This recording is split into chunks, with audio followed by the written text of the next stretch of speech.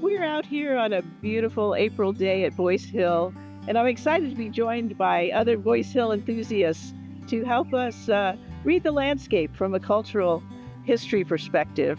What was this hillside farm like 250 years ago? And we're going to follow that thread all the way to the present. And I'm delighted to be joined by Sam Ford.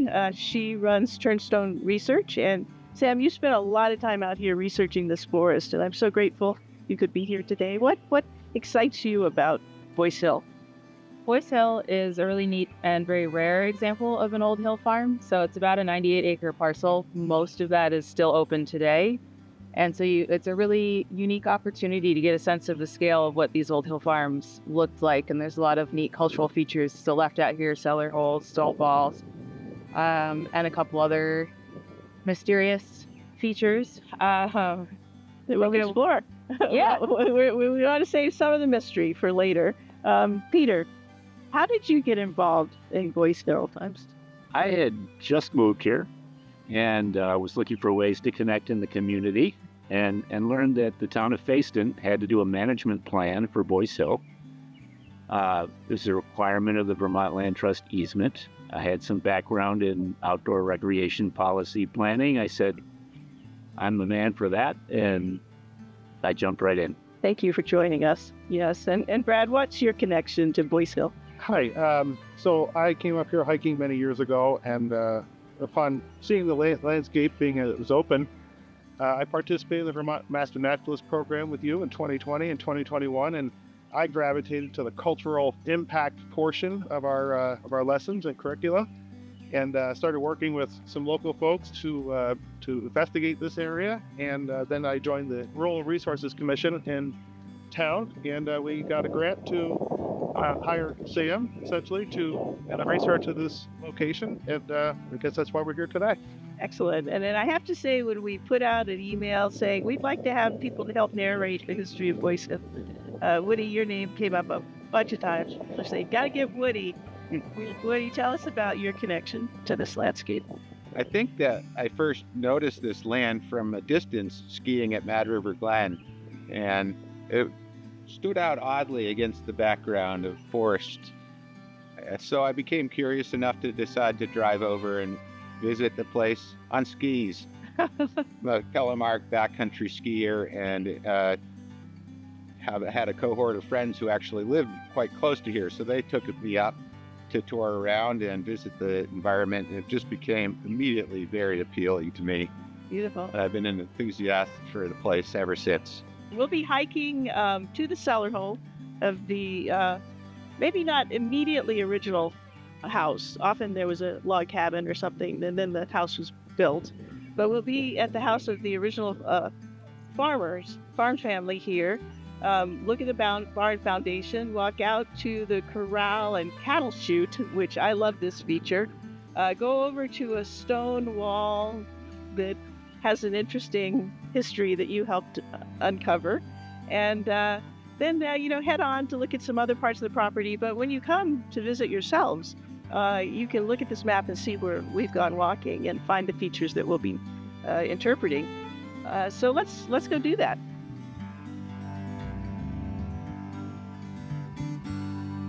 So Sam, we're standing here in the cellar hole of the farmhouse that was on Boyce Hill.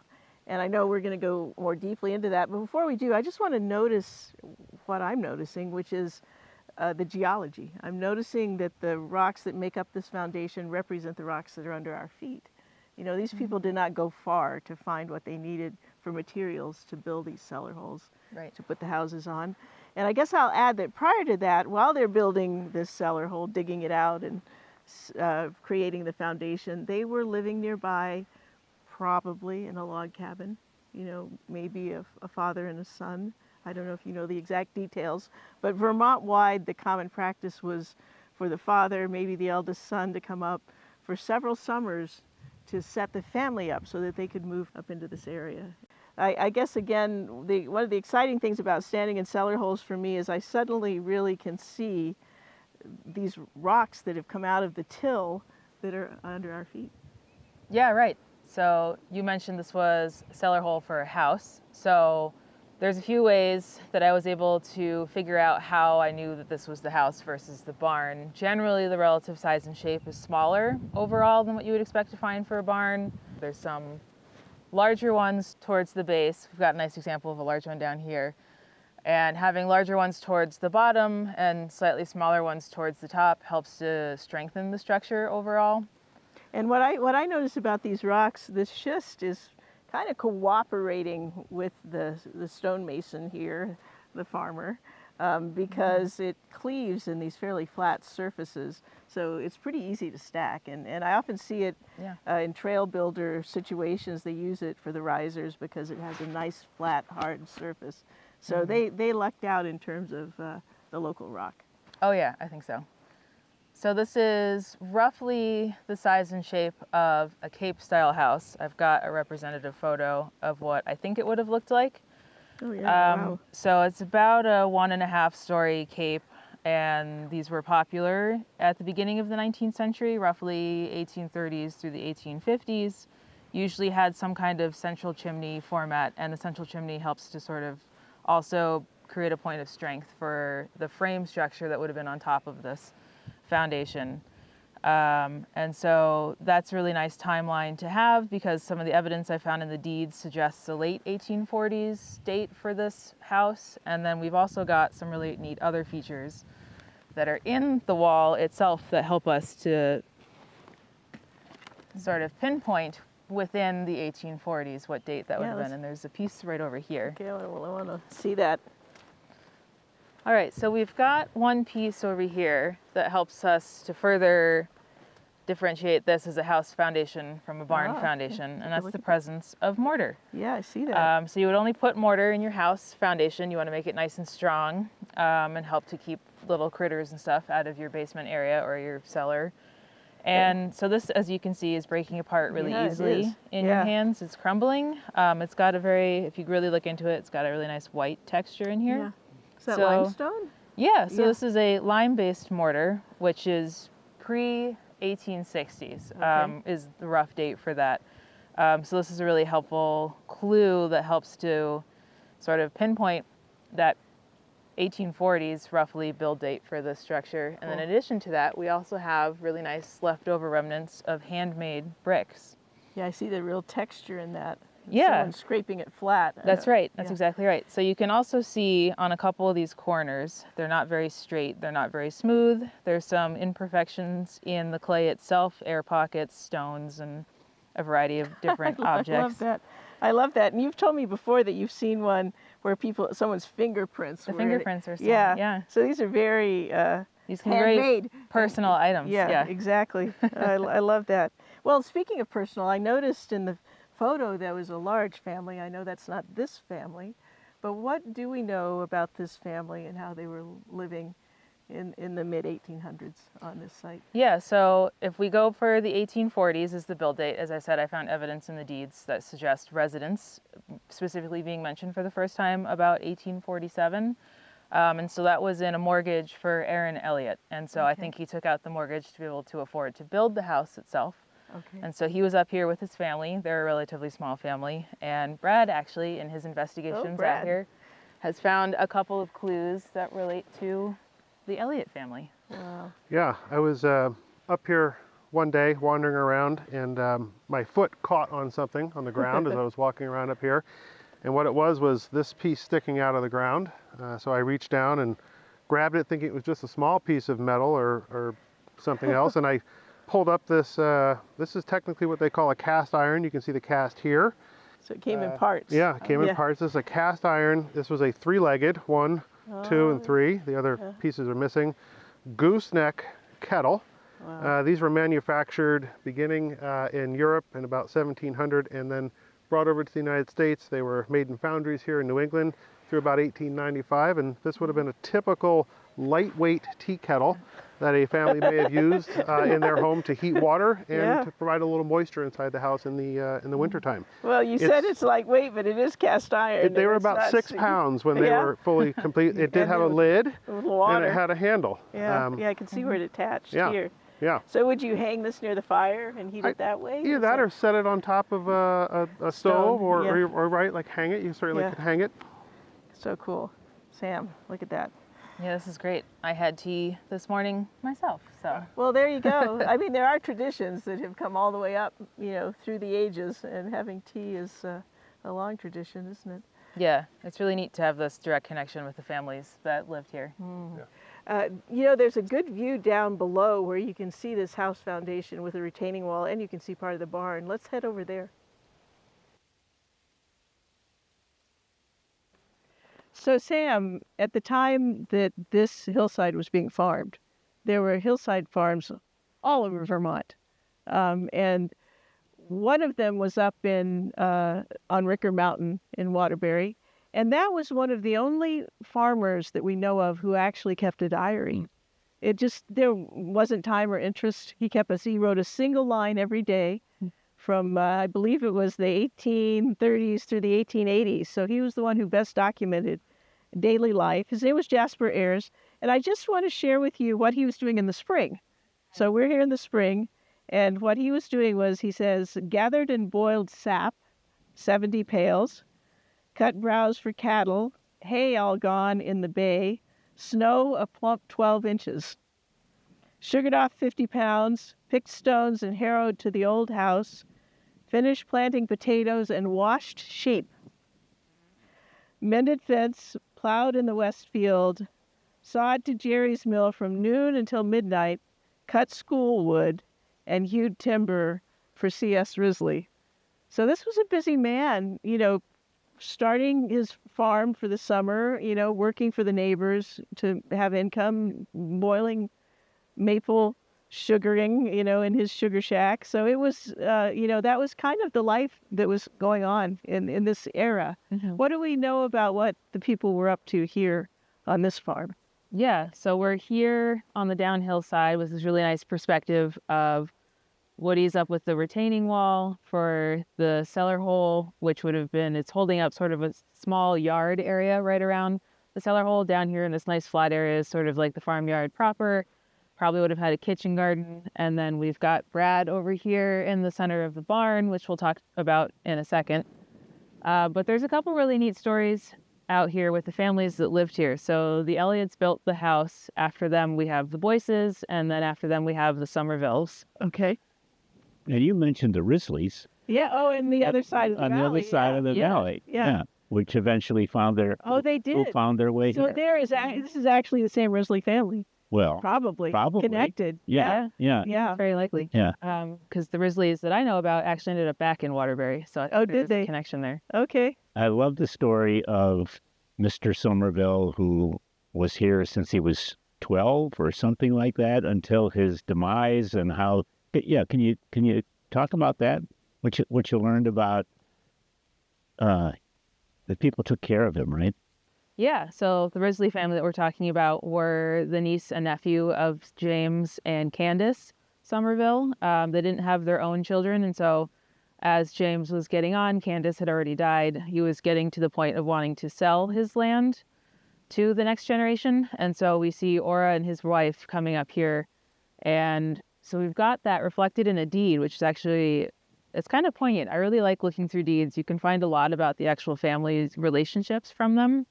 And so I'll read you a quick sentence, which is kind of made me laugh when I found it. So it conveys all of the farming and sugar tools now on my farm, excepting my new buggy. So he really wanted to keep, the new car that he has, which of course was, horse and buggy at the time.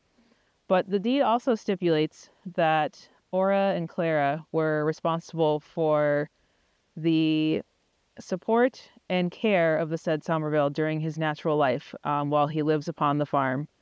And they are also required to provide him with a suitable burial, and the farm is not to be sold before he dies, which I thought was really interesting. And so they did. They honored that. They came here, they moved in the house with him, cared for him until he died. And he has a really unusual history on this property. So he bought it in 1866. He was only 22. And who did he buy it from? The Boyce family. The Boyce So that's family. where we get the Boyce Hill from. Okay. Boyces were sort of all around this hillside. Okay. And so Somerville bought it as a 22-year-old. He married Clara soon after. He married Candace soon afterward. And then he actually stayed here on this property until he died in 1925. And he died here in the house. Wow. which is pretty unusual. Most hill farms do not have that long of a life, especially into the 20th century, where it was active farming through the 1920s. Yeah, looking through like the amazing deed research that you did, one thing I was struck by early in the history of it, people just owned it for a very short period of time. It handed, off quickly to somebody else. And then we have Somerville, Uh-huh. and he made it his home.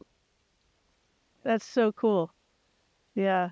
You have to, I mean, as I looked through, and that was just one season I sort of dipped our toe into spring for Jasper Ayres, but the hard work that people were doing in every season to make a living out here. I mean, these farms started when they were subsistence farms. Mhm. They were having to essentially grow and make everything they needed and ate almost entirely, before any markets sprang up around them where they could get things.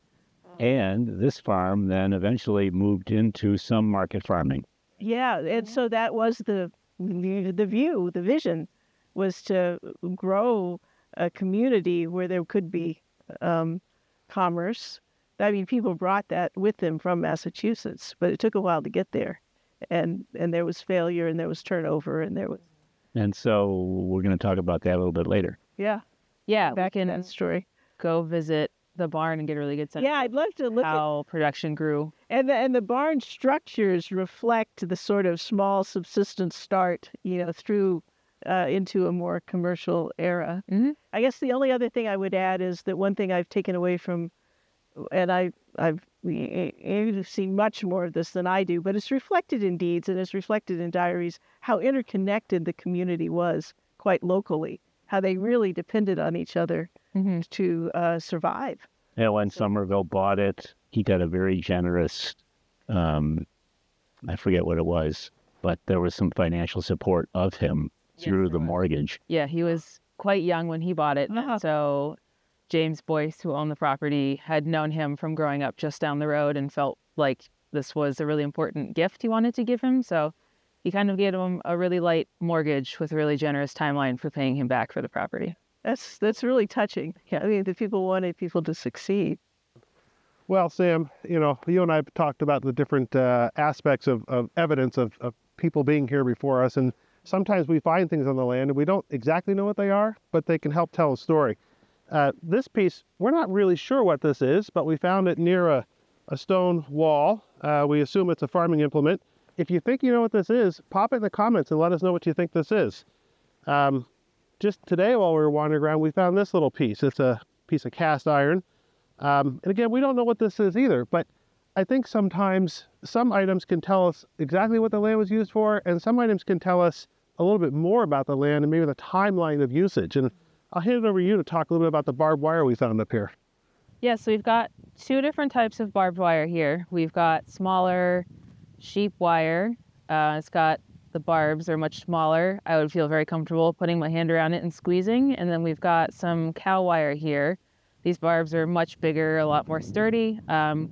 Cows need much more of a deterrent on the land to keep them in or out of a space. And with sheep, you want to have these smaller barbs because you don't want the wool to get caught on the fences. And so these give us a really good idea of the timeline of land here. Sheep first. This is an earlier example of wire for how the barbs are tied around. And this is a later example of wire. It's got the dual barbs and the wire loops. There's 3 or 4 spaces between the barbs here. And so it's a nice example of diversified farming. So they've got sheep and cows here, some wool, some dairying going on.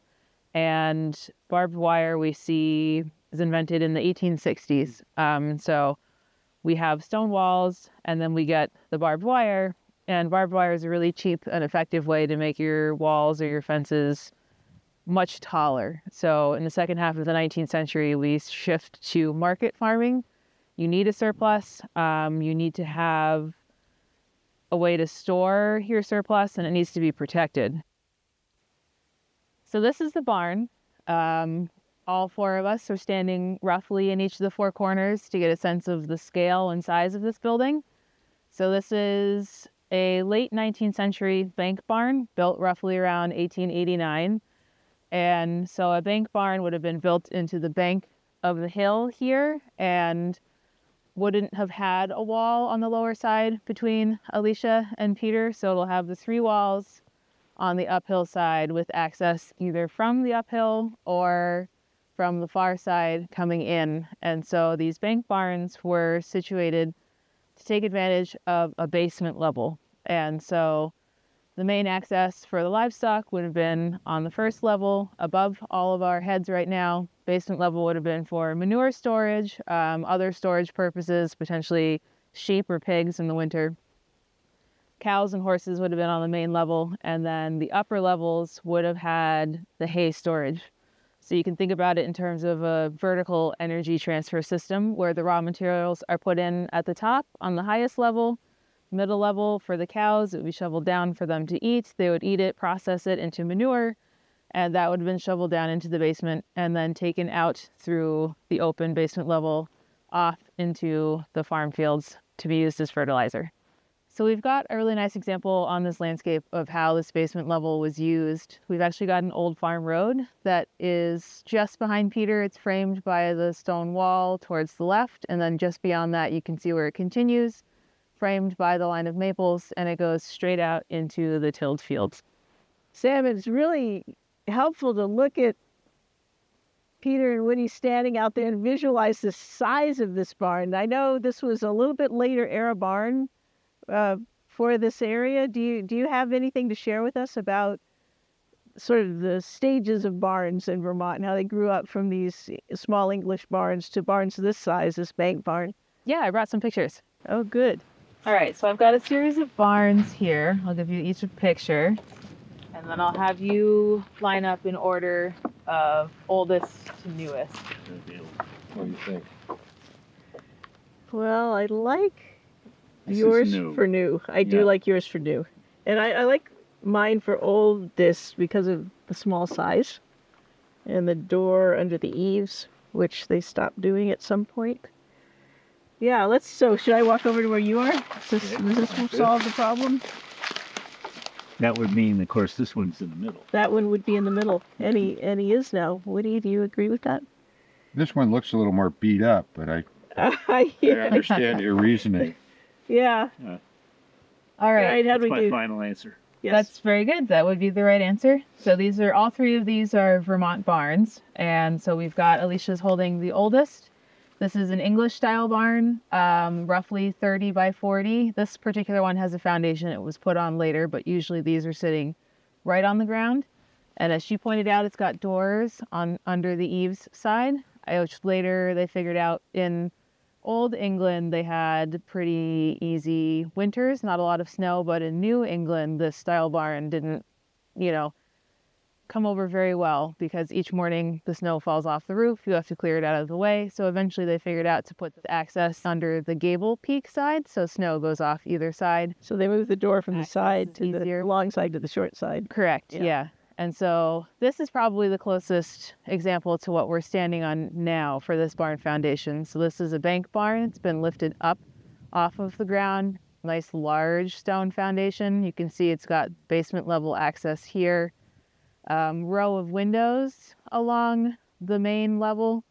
And then hay storage would have been up here. And so these windows would have been for the livestock just to kind of get some light and air into the space. And Sam, can I ask you? Yeah. I think you told me once that sometimes they would take a couple of these barns and move them and cobble them together and to make a bank barn. Yeah, so As sometimes the farm grew.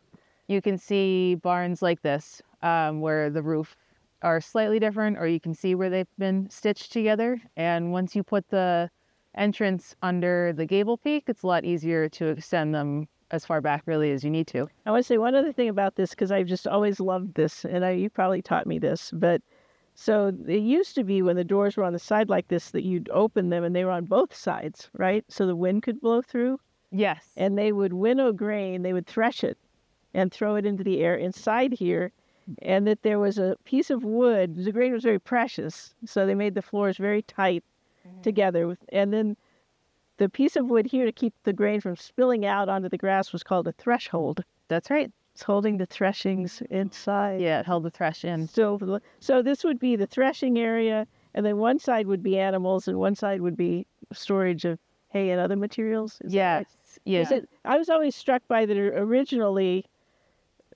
it was 3 parts, but all side by side, and then it became 3 parts, but stacked, so that you could use gravity in your favor as operations got bigger. Yeah, so it's sort of the horizontal energy system here. We don't have a ton of storage up above, but in this barn, it's a transition into that vertical energy transfer system where we have the hay on the top, the animals in the middle, and then the manure basement on the lowest level. Can I say one last thing, which Yeah. is these were 3 by 40, pretty small. So you had maybe 1 cow, a couple of pigs, a few chickens. Like this was a family Right. run operation and barn where they were on that same farm using the milk, the meat from the pigs, the eggs from the chickens. They just needed what they needed to get by. Yeah, subsistence farming. Yes. So basically enough for them. Yes. Whereas we see the shift between these two pictures to market farming, where you need to have a lot more extra storage. You're producing a surplus of butter or dairy eventually. You need more hay storage for larger herds. And then you also probably have more cows, more sheep, chickens, and all of that going on in this barn. It's so fascinating to me that how much can be written about the use of the land in the barn itself and the barn structure. And I was once in a barn that in Richmond that had the subsistence barn. They'd built on during the sheep era an additional piece of it, and then they added the gable roof part, which I know you'll talk about in a second, for the hay for the cows. So you could see subsistence farm, sheep era, and then back to dairy, all in the same barn.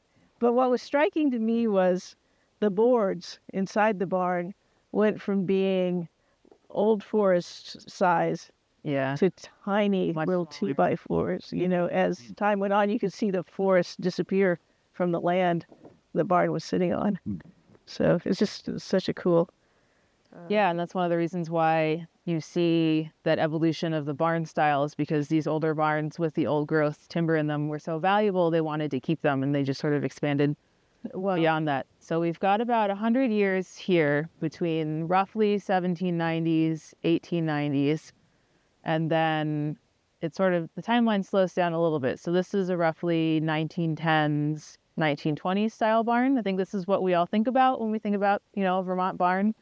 This one's got a Gothic style arch roof, so it's, rounded and sloped to a point. Otherwise, what Alicia was talking about was a gambrel style where it has the 2-step down, whereas these two are gable roofs where it's just the peaks. And so this is a transition to specialized dairy farming that we see around the turn of the century.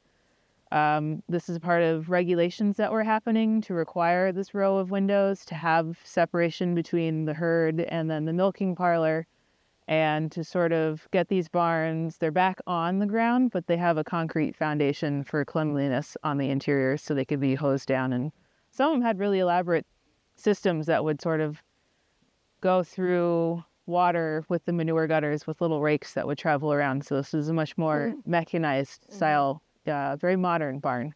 And this was in response to tuberculosis in the cattle. Partly, Yeah. is that right? That they were trying to get that out of the herds. by Yeah, giving so them- these early barns had a lot of draftiness going through them. So getting the airflow, but once you start to seal up your barns and they sort of become tighter and there's less air and water, you also get warmer, happier cows that produce more milk per cow in these type of barns. But then you do also sort of enclose germs and things. And we're just starting to understand germ theory when these barns are being built, and understanding the need to have whitewashed interiors and concrete and things that are easily washable. So cool. Mhm. Wow. We're now barn architecture experts. Thank you. Thank you. So now we're standing in the foundation of the barn, Huntington Gap in our background. It's a beautiful view. Such a beautiful view. Yeah, just really, really gorgeous day that we picked today. Brad, I'm sorry you need to head off. I'm really glad you could join us. Yeah. Thanks. We appreciate your bringing your finds. Yeah, thanks for having me here today, and I appreciate the Vermont Naturalist program that helped educate me on a lot of this stuff. And people, if you see me up here, I'm happy to chat with you. Stop me, say hi, and we'll continue the conversation elsewhere. Excellent. You guys enjoy the cow corral. Thank you. We're headed Yeah. that way next. Yeah. Be a safe travels. Thanks. Bye now. Hi, Brad. You Brad. Sam, it looks like we're between two fields here. Yep. So what happened? They stacked the stones up. Why didn't they just make one wall? Right. So there's this nice corridor in between that we're walking in, and that was actually intentional. So this is a cattle chute, and this was meant to direct the cows between these two fields in a specific direction. So we're traveling down it. They would have gone both directions, down and up. And this was an easy way to get cows from the barn up to the pasture lands without letting them get out into all of the other areas of the farm. Cows are pretty good about going in a line and following the leader, so you don't need a lot of extra labor on hand in terms of humans guiding them up. The chute will do that on its own. And here's our cow coming down, following the leaders. And now we have arrived into the corral area. And so this is sort of this boxy structure that's sort of all around us and behind us. And so this would have directed the cows to come down from the pasture through the chute into this stable area and then directly into the earlier barn that was here. So this was part of the earlier, more subsistence style farming happening on the property. And roughly about the 1850s is when I think from the deeds and from the structure itself for when it would have been built. So, Sam, it seems like a lot of work went into building structure to manage cattle when I thought sheep were the predominant farm animal. Yeah, that's right. So I referenced that this was built in the 1850s. So by that point, you would expect to see a lot more sheep infrastructure on the property. And this is a story that can be translated across the rest of the hill farms for Vermont. So we think of the hills being cleared to put sheep up on the mountain pastures. And that may be true in areas like Addison County, where we really see the sheep story playing out, where you see those really vast flatlands. You see hundreds, even thousands of sheep per farm. And at one point, sheep outnumbered people in Vermont. But up here on the hill farms, you really needed to have a diversified portfolio in your land. So you couldn't just do sheep up here or just do cows. And so we have numbers from the ag census. So in terms of, we've got the people census that records where they were living and the family members in the household, but we also have the agricultural census that records the farm production and exactly what was going on in terms of size and scale. So we know that when this was built in the 1850s, there were no sheep on this property at all. But there was a modest dairy herd here. And so they were trying to utilize the landscape that they had with the animals that fit on it best. So it wasn't just sheep and it wasn't just cows. Everyone at the higher elevations needed a little bit of both. So, Sam, the chute up here brought the cattle up there and kept them from going there or there. Mm-hmm. What was here that we didn't want the cattle to get into? Right. So we can see that this is an open field behind us, and it has been open like this since the 1850s when this whole structure was built. And so this was part of the productive croplands for this farm. And so it was really important to get the cows up to their pasture and keep them away and out of these more sensitive areas where they could cause a lot of destruction, get into the crops, eat them, mess up the landscape with their hooves and all of that. And so it was just a nice, easy way to send them off on their way. They could do it pretty much on their own and was a very reliable and strong, durable wall that wouldn't need a lot of maintenance.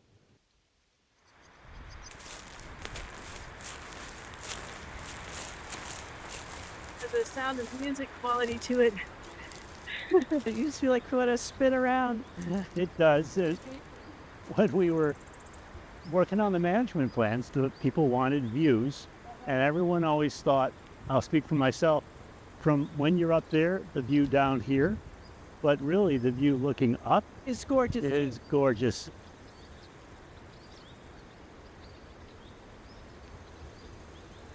Well, this is a pretty finely built stone wall, wouldn't you say? Yeah, this is an excellent example, and it's pretty impressive for how long it's been without having any maintenance. So this is a really unique example of Irish Stonewall building. And so there's a couple of features that are standing out about it that call that out. The one less obvious one is that generally, as we look up the length of the wall, larger stones towards the bottom, smaller stones towards the top. But the piece that really stands out the most are these copestones or capstones. And so you can think about them as a series of library books just tipped over slightly. And so this is a really important piece of how the wall was built. So it's got the bigger stones on the bottom, somewhat of a double wall configuration. So it'll have the bigger stones also on the outside. So on the interior, we'll have what's called hearting, which is these much smaller, very little, you really can't see them from the exterior. And so the two wall sides are being knit together. So you can see the faces of these stones. Overall, you would want to see the smaller faces pointing out, and then the length of the stones going into the center of the wall. So you want to create as much friction as possible so that the two lengths are meeting each other instead of having the two longest parts meeting each other, because then once you get the horizontal friction like that, the wall will fall apart. Whereas if you get it going in on more of a vertical sense, then it's keeping the wall in place. And by having these copestones or capstones on top, it's sort of bringing the weight through the center of the wall, keeping all of that friction in place. And so you can see overall that this wall was built by someone who knew what they were doing. They knew how to fit these specific stones into the spots where they are. It seems like there's more importance to this wall than just getting the rocks out of the way of the farm fields. Right, so why go to this extent to build a wall this well, and why here specifically? So this wall, most stone walls aren't actually located on property boundaries. This particular wall is, but that's more of an accident. So what we're standing on this side of the wall was part of the Boyce property. So this was one of the valuable tilling fields. And so this wall was helping to keep the neighbors out and protecting this part of the property. And so since this had such a high level of land clearing going on, all of these stones are coming right up out of the ground and they need to go somewhere. And so early on, stone walls are just sort of tossed walls. You sort of toss them to the side. Eventually, if you toss enough stones, it becomes the pile gets bigger and bigger and wider. It starts to encroach on the actual land that you need. These earlier walls being tossed walls, you're just sort of getting the refuse out of the field out of your way. And so we start to see walls built like this in the second half of the 19th century, with this level of skill and knowledge of how the stones will relate to each other to build them at this height and to let it be without maintenance, probably over the last 100 years or so, and for it to still have this nice of a quality and to really be able to tell the build style is a really special and really unique thing. And this is probably one of my favorite stone walls in the state.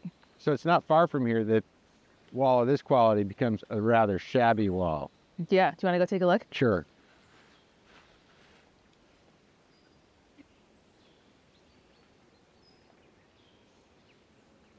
So this is the spot I was talking about where the beautiful Somerville wall just peters out, and for quite a ways you can hardly even tell there was ever anything here. There is a nice piece of it, nicer but not nice like this, farther along. And this piece of iron rod that we found doesn't relate to anything that's on any of the deeds that we've looked at. So there's got to be a story here, because this wall doesn't seem to connect or do any other purpose beyond this point. Yeah, so this is a really interesting pattern that we've noticed here. We've got that really tall wall that we were looking at, comes down to nothing. There's tiny little bits of wall continuing, but so this post actually does get referenced in a deed, and so it was kind of an odd one to find, but it's called a division line fence deed.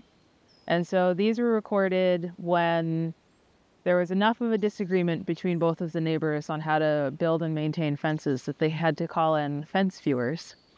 And fence viewers was a type of town office. It is still around today, though today it's more of an honorific title than having any teeth.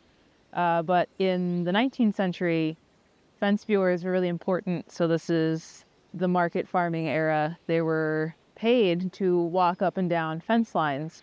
And whenever they found fences that were falling down or deteriorating, or there were disputes between two neighbors, they would sort of come in and mediate between the neighbors. Or if they found your fence to be lacking, you could be fined. You would have a certain amount of days to fix your fence. They would come back and check it, and if they found your repairs to be lacking, you could be fined, and you were continued to be fined until you fixed it. So there was motivation there to keep up your fence.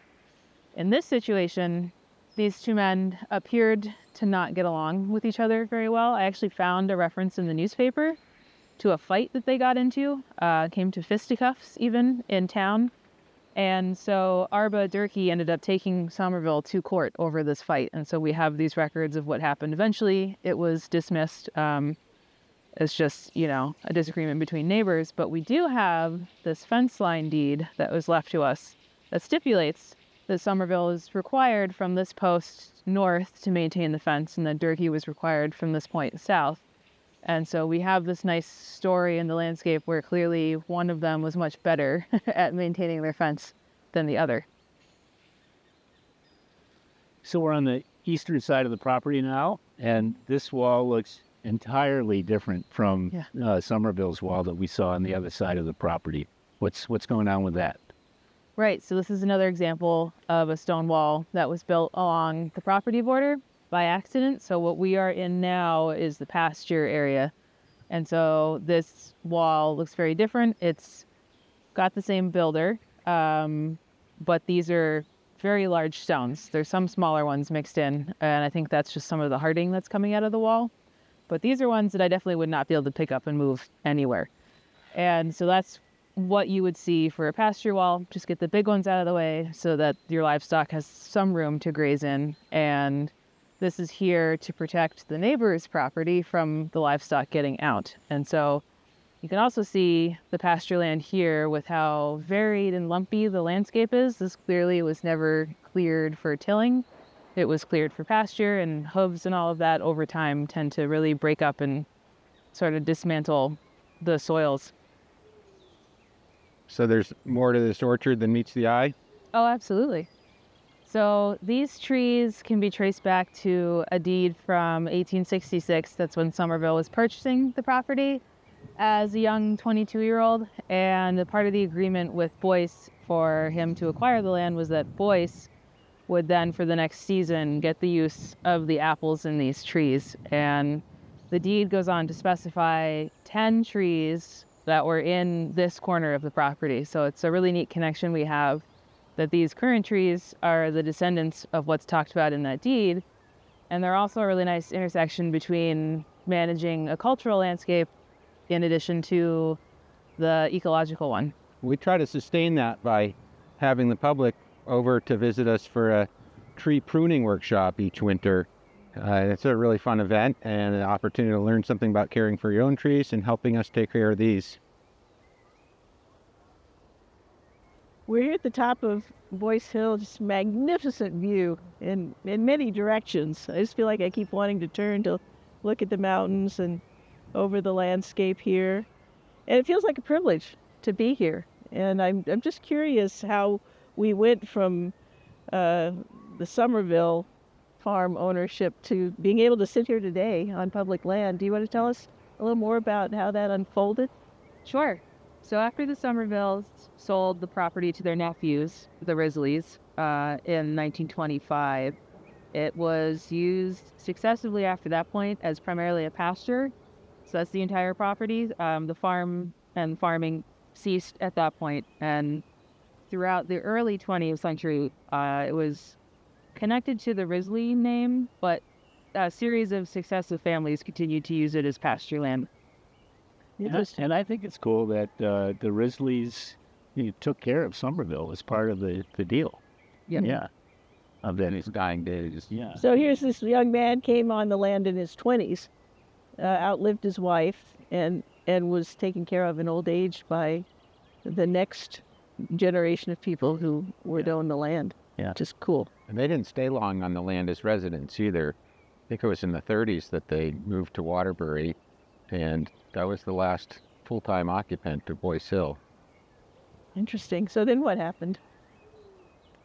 Well, over time it passed through a couple other ownerships, but it was in 1981 or so that Bob Newis purchased the land with the goal of a residential development, had the land subdivided, and set to task himself with re-clearing the land, which had become overgrown in some ways. Might be so. One person's, certainly his view would have been that it was overgrown by an early succession forest, and he wanted to open the space up into grassland habitat of some sort, an open space that resembled a residential community. He built the road, He built built the pond. primary road work, the pond. So some of the nice and enduring features that make it A lot of accessible. water management, culverts. Yeah. Yeah, there are tons of culverts and really well improved water structure. Well, and let's be clear, because it is an interesting point to make, that to manage something as a grassland or a pasture takes intensive management. I mean, Vermont wants to grow forest almost everywhere, with the exception of really wet areas. So he was trying to kind of push back succession on this landscape, but the development didn't go through. No, for one reason or another, he ultimately sold the property to another entity, Hermione Group, or LLC, I believe it was, and they had a different view of how to divide the land into a subdivision of their own thinking. But it was not a very long time before something changed that's a mystery to the general public, I believe, that caused the Hermione Group to determine that they'd rather donate the property to the town of Fayston, along with giving the VLT an easement to control the property and how it was managed in the future. And it was at that point that Pete and I were brought on board, a group of people to erect a management plan, create one, figure out how to make this what the public and the environment wanted it to be.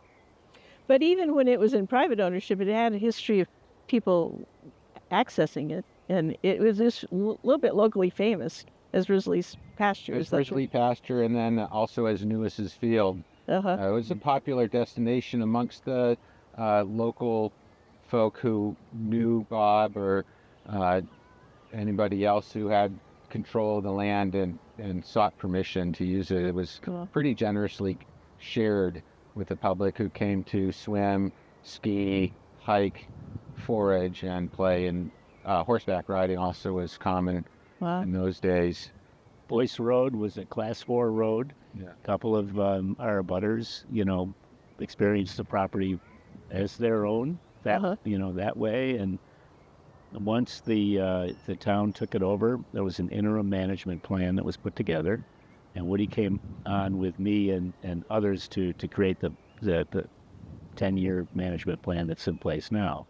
What a And fantastic resource. it's a fantastic resource and an impossible job to create a management plan that pleases everyone. So this view was so important to so many in the public.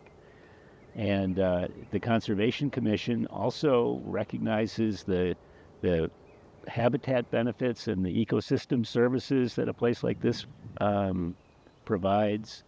And so you could falsely, but you could describe the other end of the spectrum as just let it all go back to forest. Eh, And we had a vigorous public input process during COVID. It was all on Zoom.